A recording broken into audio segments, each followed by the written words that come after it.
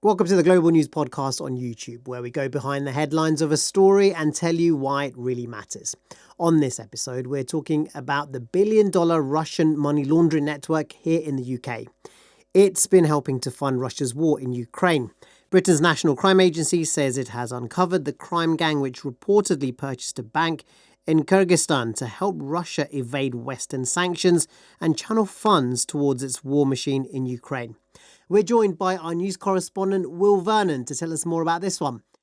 Will, thanks for joining us. So this first question is just a bit of a backgrounder, I guess. Just can you tell us how this group operated and how it all came about? Well, what the National Crime Agency have said is that they've exposed a link between this multi-billion-dollar money laundering scheme and the Russian arms industry. So a few years ago, they uncovered this huge network of money laundering where criminals were being assisted to basically turn dirty cash into clean cash. And the NCA has been working to undermine and disrupt that network. What they've discovered now is that actually this cash was being funneled into a bank in Kyrgyzstan, which was working with a bank in Russia. And that was basically directly helping the Russian arms industry. Yeah, and I was going to ask you a bit more detail about that. So how do they help Russia to evade sanctions, I guess, essentially, and manage to clean that money, launder that money? Well, so the network that the NCA uncovered a couple of years ago, there were two of them. One was called TGR and one was called SMART. And what they were doing was basically working with criminals. And it could be anything from kind of low-level street crime like drug dealing right up to people trafficking, selling guns, that kind of thing. And they were going to these criminals and saying, we'll take all your dirty money and we'll give you crypto in exchange.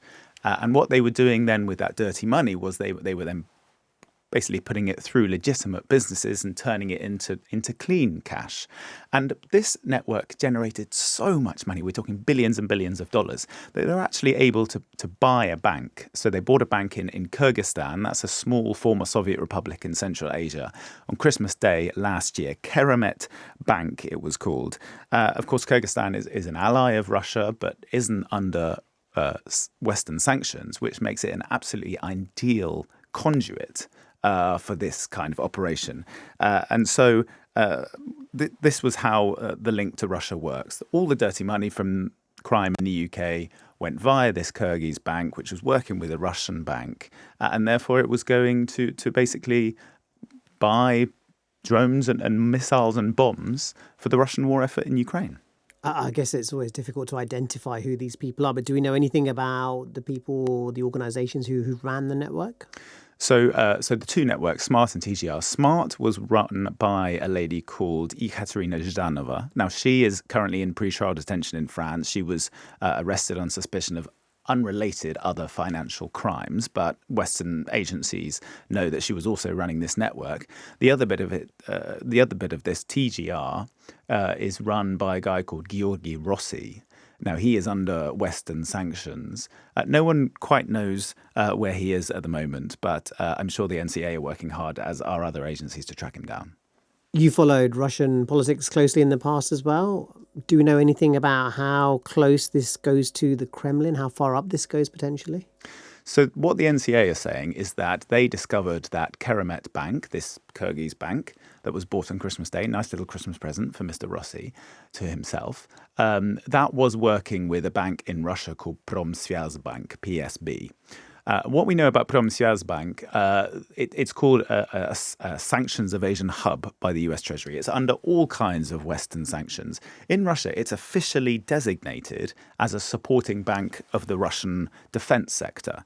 So what that means is that this industry that builds tanks and missiles and bombs and everything else can use this bank to continue operating, right, and to continue churning out arms for the battlefield in Ukraine. In Russia, the military-industrial complex, so that's the bit that builds all the weapons, is either, obviously there are many companies that make up that sector, right, but they're all either state-owned, state-controlled, or linked very closely to the state. So you know, it's a complicated story, isn't it? And there's many kind of rungs to it, but you can draw basically a kind of direct thread, if you like, from low-level street crime in the UK through the money launderers to the Kyrgyz bank, to the Russian bank, and to the Kremlin. So in terms of, how close is this to the Kremlin? When we're looking at Priomsvyaz Bank, this Russian bank, I mean, it's just about as close as you can be without, being right underneath the red towers of the Kremlin. It's interesting that the National Crime Agency here in the UK have also put out a message to say, well, look, you could be out on a Friday night, or one could be out on a Friday night buying cocaine from their dealer without having any idea that the ramifications can impact global events, geopolitical events. And there is a big, vast criminal ecosystem at work here, isn't there? Yeah, and the NCA isn't known for its candidness, right? It's not that common for them to talk this openly about their operations. And why is that? As you say, it's clearly because they think the public has some sort of part to play in this, right? That this vast criminal network has so many tentacles in different parts of the UK. The NCA was saying that this courier system, where they're moving all this money around, operates in 28 towns and cities in Britain, right? That's a huge network. So, and they've been putting adverts, aren't they, in service stations to warn people, in toilets and places like that. Yeah, I saw one myself a couple of days ago when I was driving back from a work trip. I'm a Russian speaker, and my eyes were drawn to this Russian language advert that was above that was in the toilets, basically saying, if you move dirty money around the UK, we'll find you and we'll put you in prison. And this was one of the messages that the NCA has been sending with this announcement, right, is that they're going after everyone, not only the guys at the top, but the people who, according to the NCA, are paid maybe just a few £100s to courier this dirty cash around the UK and around Europe as well. And, for the UK, a country that so steadfastly supports Ukraine, most Brits, of course, do not support Russia or its war in Ukraine, by getting the message out there that by engaging in low-level criminal activity, as you say, maybe buying a bit of cocaine on a Friday night, you are assisting the Russian war machine. By buying that illegal vape, it might even be something as low-level as that, or drugs, or not to mention the much more serious crimes of people trafficking or selling illegal guns. You are feeding into a much larger kind of global criminal network that has repercussions for all us, security and defense and geopolitics.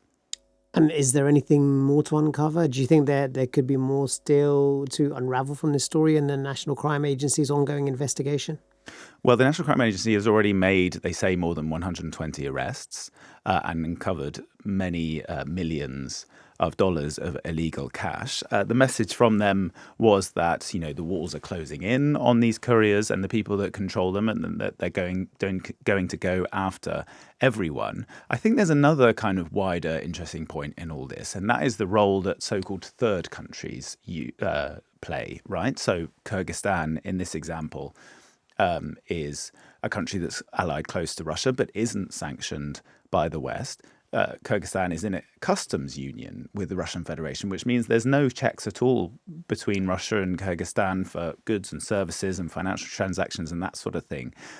So the question for the West is, how do you crack down on these backdoor routes that are being used, Western officials say, not only for getting fridges and Coca-Cola and all those sanctioned Western products into Russia, but also, according to the West, are being used to buy computer chips for drones, are being used to buy spare parts for missiles. Of course, officials from Kazakhstan and Kyrgyzstan and all these other countries would deny that. But how do you crack down on those countries and try and kind of choke off those backdoor routes?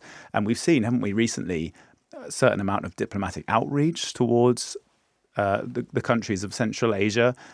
Central Asian leaders recently met Donald Trump in Washington. I'm sure that part of that is to try and perhaps prize those countries away from Russia in order to make sure that, these illegal backdoor channels are operating perhaps, it's difficult to choke them off entirely, but perhaps restrict them. Well, interesting detail. Thank you so much for your time. That wraps up this episode. If you're interested in stories from around the world, do check out our Global News podcast. You can find it wherever you download your podcast from. Also, subscribe to our BBC News YouTube channel and give this video a like. And if you want to drop us a comment, you can do so below and let us know if there are any other stories or topics you want us to cover. Thanks ever so much for your company.